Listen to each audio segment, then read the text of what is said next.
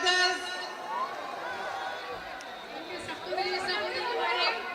thank you more than ever for all the love you have given me. എനിക്ക് നൽകുന്ന സ്നേഹത്തിന് എല്ലാത്തിനും ഉപരിയായി എനിക്ക് നൽകുന്ന സ്നേഹത്തിന് ഞാൻ നിങ്ങളോട് നന്ദി പറയുന്നു. I arrived here this morning and all through until I have reached here this meeting. Can't hear? കേൾക്കാൻ പറ്റുന്നില്ലേ? Can't hear?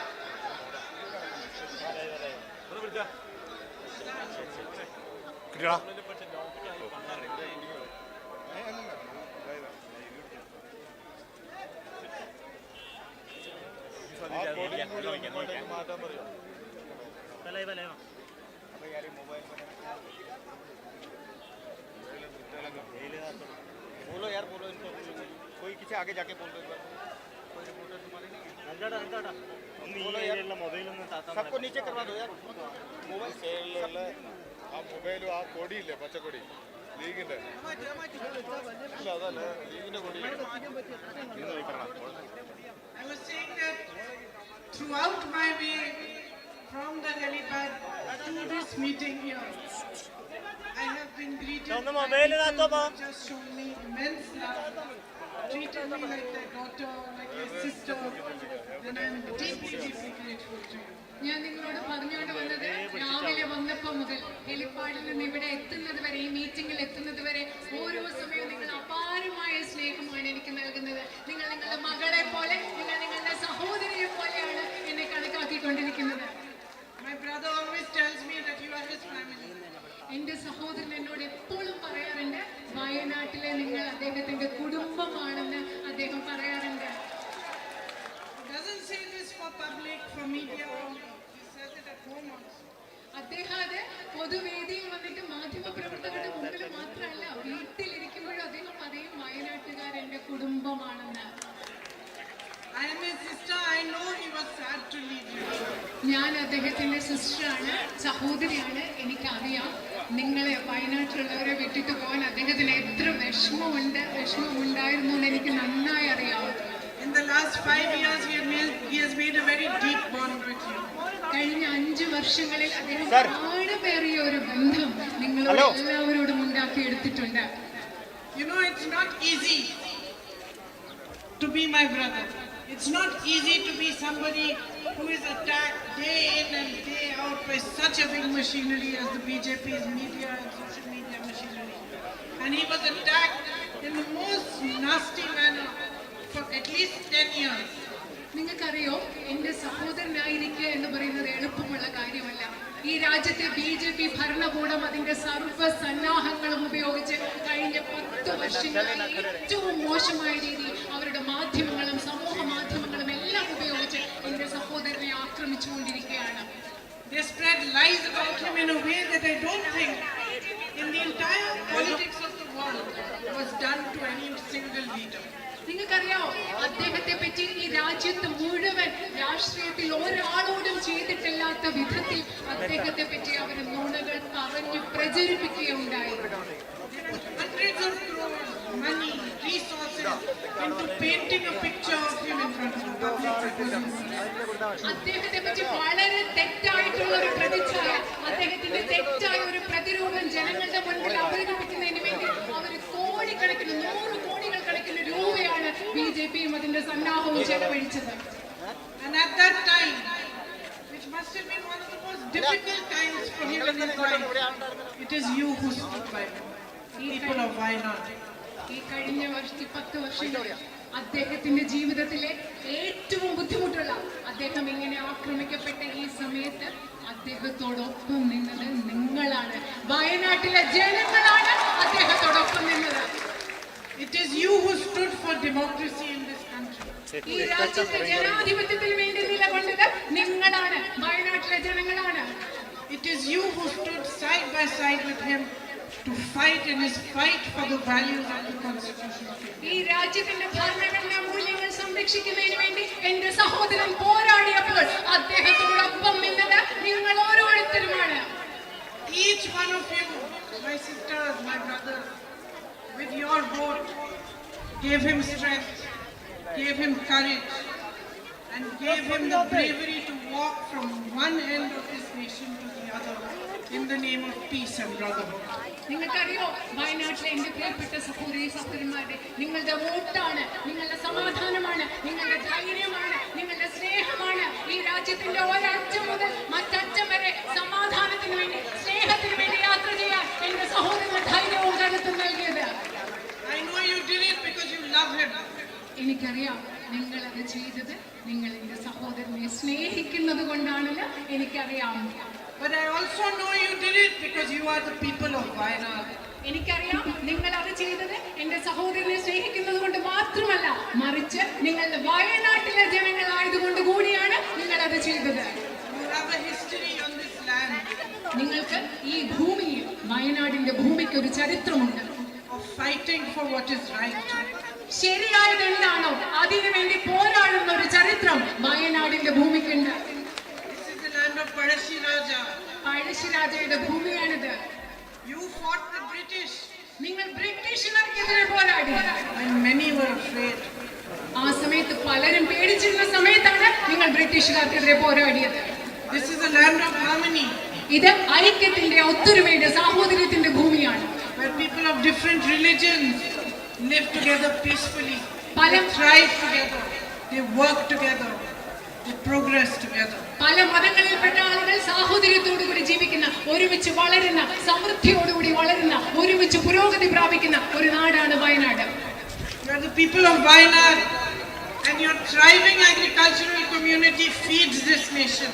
നിങ്ങൾ വയനാട്ടിലെ ജനങ്ങൾ വളരെ സമൃദ്ധിയോടുകൂടി മുൻപോട്ട് പോകുന്ന ഒരു കർഷക സമൂഹം, രാജ്യത്തിന് അന്നം കൊടുക്കുന്ന ഒരു കർഷക സമൂഹം വയനാട്ടിലുണ്ട്. You have been guided through the ages by the teachings of Sri Narayan Guruji and many other saints and many other people, religious gurus. Sreenarayana ഗുരുദേവനെ പോലെയുള്ള അനേകം മഹാന്മാരായ പുണ്യാത്മാക്കളുടെ സന്ദേശങ്ങളും പഠനങ്ങളും ആശയങ്ങളും ഉൾക്കൊണ്ടുകൊണ്ടാണ് നിങ്ങൾ ജീവിച്ചുകൊണ്ടിരിക്കുന്നത് കാലങ്ങളായി. Values of justice, welfare, social justice, of love, of compassion, of equality are ingrained in you. സ്നേഹത്തിന്റെയും സാമൂഹ്യ നീതിയുടെയും തുല്യതയുടെയും അനുകമ്പയുടെയും സമത്വത്തിന്റെയും ആർദ്രതയുടെയും എല്ലാം മൂല്യങ്ങൾ നിങ്ങളുടെ ഉള്ളിൽ ഇഴുകി ചേർന്ന് കിടപ്പുണ്ട്. And today, where do we stand in our country? ഇന്ന് നമ്മുടെ രാജ്യത്ത് നമ്മൾ എവിടെയാണ് ഇന്ന് നിൽക്കുന്നത്? We have a BJP government at the center നമുക്ക് കേന്ദ്രത്തിൽ ഒരു BJP ഗവൺമെന്റ് ആണ് നമ്മളെ ഭരിക്കുന്നത്. that does not respect the constitution. Indian ഭരണഘടനയെ ബഹുമാനിക്കാത്ത ഒരു BJP ഗവൺമെന്റ് ആണ് ഇന്ന് കേന്ദ്രത്തിൽ ഭരിക്കുന്നത്. It weakens the values of our constitution every single day. ഓരോ ദിവസവും ഇന്ത്യൻ ഭരണഘടനയുടെ മൂല്യങ്ങളെ ദുർബലപ്പെടുത്തിക്കൊണ്ടിരിക്കുന്ന ഒരു ഗവൺമെന്റ് ആണിത്. What are their political policies and strategies to divide people so that they can continue to rule? അവരുടെ രാഷ്ട്രീയപരമായ തന്ത്രങ്ങൾ എന്ന് പറയുന്നത്, നയങ്ങൾ എന്ന് പറയുന്നത് ജനങ്ങളെ വിഭജിപ്പിക്കുന്നതിന് വേണ്ടിയാണ്. അവർക്ക് തുടർന്ന് ഭരിക്കുന്നതിന് വേണ്ടി ജനങ്ങളെ വിഭജിക്കാനാണ് അവർ ശ്രമിക്കുന്നത്. To spread fear, to spread anger, to separate brother from sister, brother from brother, sister from sister, only so that they can remain powerful. ജനങ്ങളുടെ ഇടയിൽ ഭയമുണ്ടാക്കുക, വിദ്വേഷം വളർത്തുക, സഹോദരനെ സഹോദരിയിൽ നിന്ന് അകറ്റി നിർത്തുക, സഹോദരിമാരെ അകറ്റി നിർത്തുക. എന്തിനാണ്? എല്ലാം അവർക്ക് ഭരിക്കുന്നതിന് വേണ്ടി നിലനിർത്തുന്ന ഒരു ഗവൺമെന്റ് ആണ് ഈ രാജ്യം ഭരിക്കുന്നത്. And while they carry out this policy of divisiveness, the greatest beneficiaries are a handful of their friends, of powerful businessmen for whom all the policies are made. ഈ രാജ്യത്ത് ഇങ്ങനെ അവർ വിഭാഗീയത പടർത്തുക എന്ന നയം പിന്തുടർന്ന് മുൻപോട്ട് പോകുമ്പോൾ ഇതിന്റെയൊക്കെ ഏറ്റവും വലിയ ഗുണഭോക്താക്കൾ എന്ന് പറയുന്നത് അവരുടെ അതിസമ്പന്നരായ ഏതാനും എണ്ണാൻ കഴിയുന്ന കുറച്ച് വ്യവസായികളാണ്. Wherever there is something that belongs to the people, it is taken and it is handed to these three or four. ഈ രാജ്യത്ത് ജനങ്ങളുടേതായ സ്വന്തമായ എന്തെങ്കിലും ഉണ്ടെങ്കിലും അതെല്ലാം എടുത്തു മാറ്റി ഈ അതിസമ്പന്നരായ ആളുകൾക്ക് കൊടുക്കുകയാണ് ഈ ഗവൺമെന്റ് ചെയ്യുന്നത്. In state after state, lands belonging to tribal people are being handed over to big businessmen who are friends of the Prime Minister. ഓരോ സംസ്ഥാനത്തും ഈ രാജ്യത്തെ ആദിവാസി സമൂഹത്തിൽപ്പെട്ട ആളുകൾക്ക് അവകാശമുള്ള ഭൂമി എടുത്ത് പ്രധാനമന്ത്രിയുടെ സുഹൃത്തുക്കളായ അതിസമ്പന്നരായ വ്യവസായികൾക്ക് നൽകുകയാണ് ഈ രാജ്യത്ത് ചെയ്തുകൊണ്ടിരിക്കുന്നത്. There is no compassion for our farming community, for the farmers that give this nation food, that feed us, on which this nation is thriving and is based.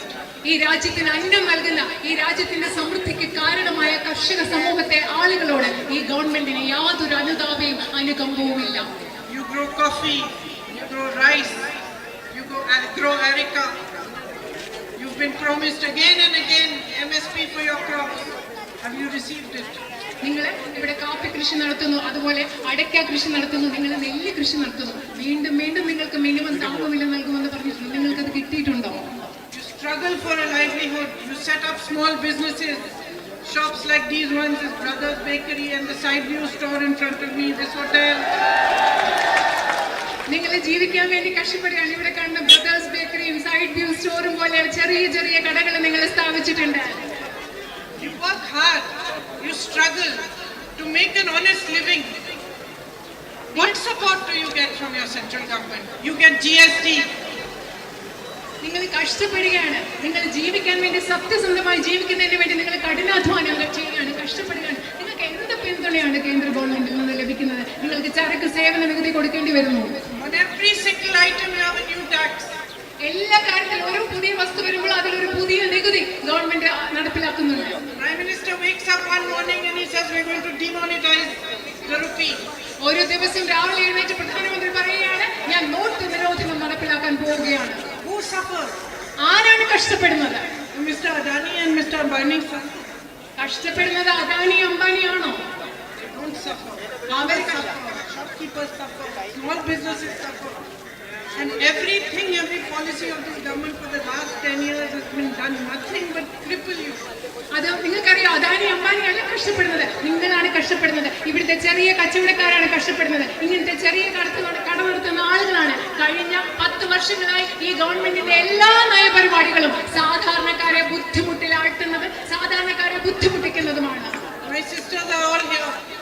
I know what difficulties they face because of price rise. എന്റെ സഹോദരിമാരെല്ലാവരും അവിടെയുണ്ട്. എനിക്കറിയാം വില വർധന മൂലം അവർ എന്തുമാത്രം ബുദ്ധിമുട്ടാണ് നേരിടുന്നത് എനിക്കറിയാം. And my young brothers and sisters who are educated and are looking for jobs, the highest unemployment rates in the last 10 years. ഇവിടെ നിങ്ങൾക്കറിയാം എന്റെ ചെറുപ്പക്കാരായ സഹോദരന്മാരുണ്ട്. നിങ്ങൾക്ക് വിദ്യാഭ്യാസം കിട്ടിയിട്ടുണ്ട്, അവർ ജോലിക്ക് വേണ്ടി നോക്കുകയാണ്. പക്ഷെ ഈ രാജ്യത്ത് ഏറ്റവും വലിയ തൊഴിലില്ലായ്മ നിരക്കാണ് ഇന്നുള്ളത്. So you work hard, you educate your children, and what happens? They are unable to get jobs because the government is not providing jobs, is not creating any avenues for jobs. All the manufacturing processes and all, they are not increasing them, they are not strengthening them. നിങ്ങളറിയോ നിങ്ങൾ എന്താ ചെയ്യുന്നത്? നിങ്ങൾ കഷ്ടപ്പെടുന്നു, നിങ്ങളുടെ കുട്ടികളെ പഠിപ്പിക്കുന്നു, പക്ഷെ കുട്ടികൾക്ക് ജോലി കിട്ടുന്നില്ല. എന്തുകൊണ്ടാണ്?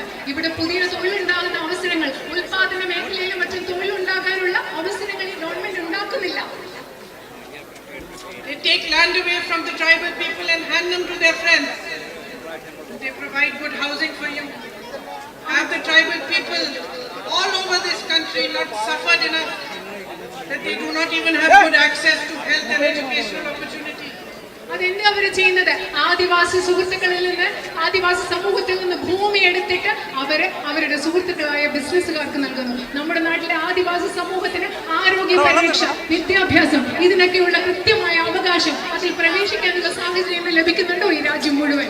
You have so much potential right here in Wayanad. വയനാട്ടിൽ നിങ്ങൾക്ക് ധാരാളം കഴിവുണ്ട്. നിങ്ങൾക്ക് വളരാനുള്ള ധാരാളം കഴിവ് വയനാട്ടിലുണ്ട്. You have a thriving tourism industry, but it can be strengthened even more.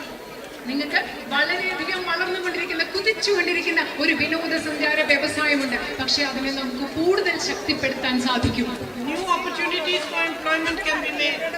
ഇവിടെ തൊഴിലവസരങ്ങൾ, പുതിയ തൊഴിലവസരങ്ങൾ വയനാട്ടിൽ നമുക്ക് സൃഷ്ടിക്കാൻ സാധിക്കും. You have been asking for a long time for better development of this town. അതുപോലെ തന്നെ നിങ്ങൾ കുറെ കാലമായി ഈ ടൗണിലെ, ഈ നഗരത്തിന്റെ മെച്ചപ്പെട്ട ഒരു വികസനത്തിന് വേണ്ടി ശ്രമിച്ചുകൊണ്ടിരിക്കുകയാണ്. Even the Manrega workers are not getting regular work today. അത് മാത്രമല്ല, മഹാത്മാഗാന്ധി ദേശീയ ഗ്രാമീണ തൊഴിലുറപ്പ് പദ്ധതിയുടെ ഭാഗമായിട്ട് പ്രവർത്തിക്കുന്ന തൊഴിലാളികൾക്ക് പോലും സ്ഥിരമായിട്ടുള്ള ജോലി ഇന്ന് കിട്ടുന്നില്ല. You have floods, you have disasters like the landslide, and politics is played with you. നിങ്ങൾക്ക് വയനാട്ടിൽ വെള്ളപ്പൊക്കം ഉണ്ടായി, അതുപോലെ തന്നെ ഇവിടെ മണ്ണിടിച്ചിൽ പോലെയുള്ള പ്രകൃതി ദുരന്തങ്ങൾ ഉണ്ടായി. പക്ഷെ ഇവിടെയും രാഷ്ട്രീയം നിങ്ങൾക്കെതിരെ കളിച്ചുകൊണ്ടിരിക്കുകയാണ്. It is a great shame that the central government is not releasing funds for the disaster that happened here. വയനാട്ടിലുണ്ടായ പ്രകൃതി ദുരന്തത്തിൽ നിന്ന് നിങ്ങളെ രക്ഷിക്കാൻ വേണ്ടി കേന്ദ്ര ഗവൺമെന്റ് ഫണ്ട് നൽകുന്നില്ല എന്നുള്ളത് ഏറ്റവും ലജ്ജാകരമായ ഒരു കാര്യമാണെന്ന് പറയാൻ ഞാൻ ആഗ്രഹിക്കുന്നു. But look at their pattern. Before there were floods in Wayanad, there were similar conditions of landslides and huge loss of life, huge loss of livelihood in Himachal Pradesh. എന്താണ് ചെയ്യുന്നത് നോക്കിയോ, വയനാട്ടിൽ സംഭവിച്ചതുപോലെ വയനാട്ടിൽ വെള്ളപ്പൊക്കവും മണ്ണിടിച്ചിലും ഒക്കെ ഈ പ്രകൃതി ദുരന്തം ഉണ്ടായതിനു മുമ്പായി ഇതുപോലെ തന്നെ ഹിമാചൽ പ്രദേശിലും മണ്ണിടിച്ചിലും പ്രകൃതി ദുരന്തവും ഒക്കെ ഉണ്ടായി. Neither did Modi ji's government declare it a national disaster, nor did they send funds. അതിനെ ഒരു ദേശീയ ദുരന്തമായി പ്രഖ്യാപിക്കാനോ അതിനുവേണ്ടി ഫണ്ട് നൽകാനോ മോദി ഗവൺമെന്റ് തയ്യാറായില്ല. Why? For purely political reasons. എന്തുകൊണ്ടാണ് അങ്ങനെ ചെയ്യാതിരുന്നത്? തീർത്തും രാഷ്ട്രീയമായ കാരണങ്ങൾ കൊണ്ട് മാത്രമാണ് അങ്ങനെ ചെയ്യാതിരുന്നത്. The same thing has happened here. അതേ കാര്യം തന്നെയാണ് ഇന്ന് വയനാട്ടിലും സംഭവിച്ചുകൊണ്ടിരിക്കുന്നത്. What is the point of Modi ji coming here and meeting all the disaster victims if he cannot release the funds even to ഇന്ന് വരെ വയനാട്ടിലെ ജനങ്ങൾക്ക് വേണ്ടിയുള്ള ഫണ്ട് നൽകാൻ തയ്യാറായില്ലെങ്കിൽ നരേന്ദ്രമോദി ഇവിടെ വന്ന് ഈ ദുരന്തത്തെ അതിജീവിച്ചവരെ കണ്ടതിന് എന്ത് അർത്ഥമാണുള്ളത് എന്ന് ഞാൻ ചോദിക്കുകയാണ്. You have floods quite often and you need a systematic system, a robust mechanism for the compensation that is your due. You deserve the compensation. Nobody is doing you a favor.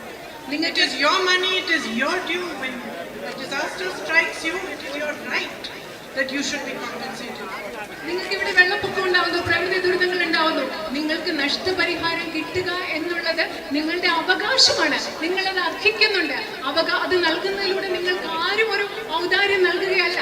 നിങ്ങൾക്ക് ഇവിടെ പ്രകൃതി ദുരന്തങ്ങൾ ഉണ്ടാകുമ്പോൾ നിങ്ങൾക്ക് നഷ്ടപരിഹാരം ലഭിക്കുന്നതിന് വേണ്ടി സക്രിയമായ ഒരു വ്യവസ്ഥ, സംവിധാനം ഇവിടെ ഉണ്ടാകേണ്ടത് അത്യാവശ്യമാണ്. I know one of your biggest issues here is the man-animal conflict. എനിക്കറിയാം വയനാട്ടിൽ നിങ്ങളുടെ പ്രധാനപ്പെട്ട ഒരു പ്രശ്നം എന്ന് പറയുന്നത് മനുഷ്യ വന്യജീവി സംഘർഷമാണ്. And I think we should all work hard to find a good solution for it. So that even your environment is preserved, at the same time your life is very important. Human life is most important and needs to be preserved. ഞാൻ കരുതുന്നത് നമ്മൾ എല്ലാവരും കൂടി ഒരുമിച്ച് ചേർന്ന് അതിന് പരിഹരിക്കാനുള്ള ഒരു കൃത്യമായ ഒരു പരിഹാരം ഉണ്ടാക്കണം. നമ്മുടെ പരിസ്ഥിതിയും പ്രകൃതിയും പ്രധാനമാണ്, പക്ഷെ അതിനെ പോലെ തന്നെ അതിലുപരി പ്രധാനപ്പെട്ടതാണ് മനുഷ്യ ജീവനും. അതുകൊണ്ട് ഇതിനു വേണ്ടി നമുക്ക് കൃത്യമായ ഒരു പരിഹാരം ഒരുമിച്ച് ഉണ്ടാക്കേണ്ട ആവശ്യമുണ്ട്. So this is my first day of campaigning here in Wayanad, and I want to say that my knowledge of the issues that you have comes from my brother. He has explained to me that these are the main issues, and I am talking about them.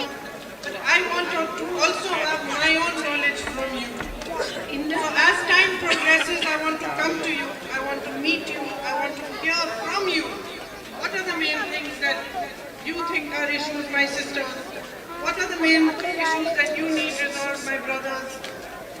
And I want to be able to find solutions for you, with you, and move together so that you can have a better future for your children and so that we can develop Wayanad together. ഞാൻ ഇന്ന് വയനാട്ടിലെ എൻ്റെ പ്രചരണത്തിന്റെ ആദ്യത്തെ ദിവസമാണ്. വയനാട്ടിലെ പ്രശ്നങ്ങളെ കുറിച്ച് എൻ്റെ അറിവ് എന്ന് പറയുന്നത് എൻ്റെ സഹോദരൻ എനിക്ക് പറഞ്ഞു നൽകിയതാണ്. അതിനെക്കുറിച്ചാണ് ഞാൻ നിങ്ങളോട് സംസാരിക്കുന്നത്. പക്ഷെ സമയം കടന്നു പോകുമ്പോൾ, മുമ്പോട്ട് പോകുമ്പോൾ എനിക്ക് നിങ്ങളെ ഓരോരുത്തരെയും വന്ന് കണ്ട് സംസാരിച്ച് നിങ്ങളുടെ പ്രശ്നങ്ങൾ എന്താണെന്ന് മനസ്സിലാക്കി നമ്മൾ ഒരുമിച്ച് അതിന് പരിഹാരം ഉണ്ടാക്കി മുൻപോട്ട് പോകും. സഹോദരിമാരുടെ പ്രശ്നങ്ങൾ പരിഹരിക്കുന്നതിന്, നിങ്ങൾക്ക് മനോഹരമായ ഒരു ഭാവി ഉണ്ടാക്കുന്നതിന് നമുക്ക് ഒരുമിച്ച് പരിശ്രമിച്ച് വയനാടിനെ ഒരേ മെച്ചപ്പെട്ട ഒരു സ്ഥലമായി മുൻപോട്ട് കൊണ്ടുപോകും. While I was coming here, some people stopped me and I asked them, what is your biggest concern? And they said that the biggest concern is the medical college. That while there is a board there declaring that there is a medical college, no facilities have been given. ഞാൻ ഇങ്ങോട്ട് വരുമ്പോൾ എന്നെ വഴിയിൽ 2-3 പേര് പിടിച്ചു നിർത്തിയപ്പോൾ ഞാൻ അവരോട് ചോദിച്ചു, നിങ്ങളുടെ ഏറ്റവും വലിയ ഉത്കണ്ഠ എന്താ, ഏറ്റവും വലിയ പ്രശ്നം എന്താ? അവർ പറഞ്ഞു മെഡിക്കൽ കോളേജ്. ഇവിടെ മെഡിക്കൽ കോളേജ് എന്നൊരു ബോർഡുണ്ട്, പക്ഷെ മെഡിക്കൽ കോളേജ് ഒരു സംവിധാനവും ഇല്ല. These are the things that we need to work together towards. These are your fights, but they are my fights also today. And I would like to stand shoulder to shoulder with you and fight for your rights. Raise your voice in Parliament on any platform that I can, so that these issues should be resolved. ഈ പ്രശ്നങ്ങൾക്ക് വേണ്ടിയാണ് നമ്മൾ പരിഹരിക്കേണ്ടത്. ഈ പ്രശ്നങ്ങൾക്ക് വേണ്ടിയാണ് നിങ്ങൾ ഇന്ന് പോരാടിക്കൊണ്ടിരിക്കുന്നത്. പക്ഷേ ഇന്ന് നിങ്ങളുടെ പോരാട്ടം എന്ന് പറയുന്നത് എന്റെയും കൂടി പോരാട്ടമാണ്. നിങ്ങളുടെ പ്രശ്നങ്ങൾക്ക് വേണ്ടി ഞാൻ ഇന്ത്യൻ പാർലമെന്റിൽ പൊഴുതും. നിങ്ങളുടെ ശബ്ദമായി നിങ്ങൾക്ക് വേണ്ടി എന്റെ ശബ്ദം ഉയർത്തും. ഏതൊക്കെ വേദികളിൽ സാധ്യമാണോ അവിടെയെല്ലാം നിങ്ങളുടെ പ്രശ്നങ്ങൾ പരിഹരിക്കുന്നതിന് വേണ്ടി ഞാൻ എന്റെ ശബ്ദം ഉയർത്തും. You have given my brothers so much love and affection. I consider it my responsibility to keep the bond between you and him strong and to strengthen it even more. എനിക്ക് എന്റെ സഹോദരനും നിങ്ങളുമായിട്ടുള്ള ബന്ധം അറിയാം. എനിക്ക് നിങ്ങളോട് ഉത്തരവാദിത്തം അറിയാം. അദ്ദേഹവും നിങ്ങളുമായിട്ടുള്ള ബന്ധം കൂടുതൽ ശക്തിപ്പെടുത്തുന്നതും ആഴത്തിൽ വരുത്തുന്നതിനുമായിട്ടുള്ള എന്റെ പ്രവർത്തനം ഉണ്ടായിരിക്കും. അത് നിർവഹിക്കേണ്ടത് എന്റെ ഉത്തരവാദിത്തമാണെന്ന് ഞാൻ കരുതുന്നു. Today some journalists came and each one was asking me, how many votes do you think you will win by? How many votes are you expecting? I said to them, and I am saying to you, that for me, a vote you cast is not a number for my ego to become big. You know, I won by so many votes. It's not. For me, every vote you cast is my duty. It's a sense of responsibility. It's a symbol of what you expect from me. It's not a symbol of what I expect from you. It's a symbol of what you expect from me. And it's a symbol that you expect from me, that I discharge my duty to you. I discharge my responsibility to you first and foremost above everything.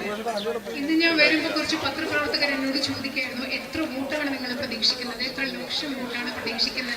ഞാൻ അതൊന്നുമല്ല പ്രതീക്ഷിക്കുന്നത്. എന്നെ സംബന്ധിച്ചിടത്തോളം നിങ്ങൾ ചെയ്യുന്ന ഒരു വോട്ടും എനിക്ക് നിങ്ങളോടുള്ള ഉത്തരവാദിത്വത്തിന്റെ പ്രതീകമാണ്. ഞാൻ നിങ്ങൾക്ക് വേണ്ടി എന്ത് ചെയ്യണമോ അതിന്റെ പ്രതീകമാണ് നിങ്ങൾ എനിക്ക് നൽകുന്ന ഓരോ വോട്ടും. അത് എന്റെ ഈഗോ, എന്റെ ചിന്ത, ഞാൻ എന്ന ഭാവത്തെ വളർത്താനുള്ളതല്ല, മറിച്ച് നിങ്ങളോട് നിങ്ങളുടെ കടമ ഉത്തരവാദിത്വം ചെയ്യാൻ എന്നെ ഓർമ്മിപ്പിക്കുന്നതാണ് നിങ്ങൾ ചെയ്യുന്ന ഓരോ വോട്ടും. Your support is a symbol of your love and affection. നിങ്ങളുടെ പിന്തുണ എന്ന് പറയുന്നത് നിങ്ങൾക്ക് എന്നോടുള്ള സ്നേഹത്തിന്റെ, ഇഷ്ടത്തിന്റെ ഒരു പ്രതീകമാണ്. And of your trust in me. നിങ്ങൾക്ക് എന്നിലുള്ള വിശ്വാസത്തിന്റെ പ്രതീകമാണ് നിങ്ങൾ ചെയ്യുന്ന ഓരോ വോട്ടും. And one thing I can tell you, I am not going to let you down. ഞാൻ നിങ്ങളോട് ഒരു കാര്യം നിങ്ങൾക്ക് ഉറപ്പ് നൽകാൻ സാധിക്കും. എനിക്ക് ഒരിക്കലും ഞാൻ നിങ്ങളെ നിരാശപ്പെടുത്തില്ല എന്ന് എനിക്ക് ഉറപ്പ് നൽകാൻ സാധിക്കും. I'll tell you a story. When I was leaving my son in boarding school, the principal said to me that, you know, from these families, big families, you know, they come, they leave their children here. They never come to see their children. So we just want to tell you that at least once in 4 months you must come and see your son. ഞാൻ നിങ്ങളോട് ഒരു കഥ പറയാം.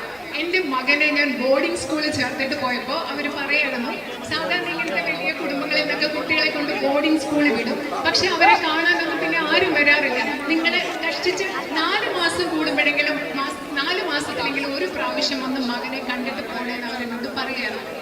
When 4 months were over, when I went to pick up my son, the principal told me, please don't come so much. 4 മാസം കഴിഞ്ഞിട്ട് ഞാൻ എന്റെ മോനെ വീട്ടിൽ അവിടുന്ന് കൂട്ടിക്കൊണ്ട് വരാൻ ചെന്നപ്പോൾ പ്രിൻസിപ്പൽ എന്താ പറഞ്ഞത്, ദയവേത് ഇത്രയും പ്രാവശ്യം ഇങ്ങോട്ട് വരരുത് എന്നാണ് എന്റെ പ്രിൻസിപ്പൽ എന്നോട് പറഞ്ഞത്. So just like the principal, I'm telling you, if you think I'm not going to come here often, you're going to get so fed up that you'll say, please don't come so much. ആ പ്രിൻസിപ്പലിനെ പോലെ നിങ്ങൾ ചിന്തിക്കുകയാണ്, ഞാൻ ഇനി ഇങ്ങോട്ട് കാര്യമായിട്ട് വരാനൊന്നും പോകുന്നില്ല എന്ന് നിങ്ങൾ ചിന്തിക്കുകയാണ്. ഞാൻ പറയാൻ നിങ്ങൾക്ക് തെറ്റി. ആ പ്രിൻസിപ്പൽ പറയുന്ന പോലെ നിങ്ങൾ എന്നോട് പറയാൻ പോവാൻ ഒത്തിരി പ്രാവശ്യം വരില്ലേ, ഇത്രയും പ്രാവശ്യം വരണ്ടാന്ന് നിങ്ങൾ കൂടെ പറയാൻ പോവാണ്. Because just like my son is family, you are my family. കാരണം എന്റെ മോൻ എങ്ങനെയാണോ എന്റെ കുടുംബമാണ്, അതുപോലെ നിങ്ങളും എന്റെ കുടുംബമാണ്. And I'm truly, truly grateful again for your love and for your affection. Thank you for being here today. Thank you for listening. ഞാൻ സത്യസന്ധമായി പറയട്ടെ, നിങ്ങളുടെ സ്നേഹത്തിനും ഇഷ്ടത്തിനും ഞാൻ എന്നും നിങ്ങളോട് കടപ്പെട്ടിരിക്കുന്നവരാണ്. നിങ്ങൾ ഇന്ന് ഇവിടെ വന്നതിന് നിങ്ങൾക്ക് നന്ദി, നമസ്കാരം. Thank you.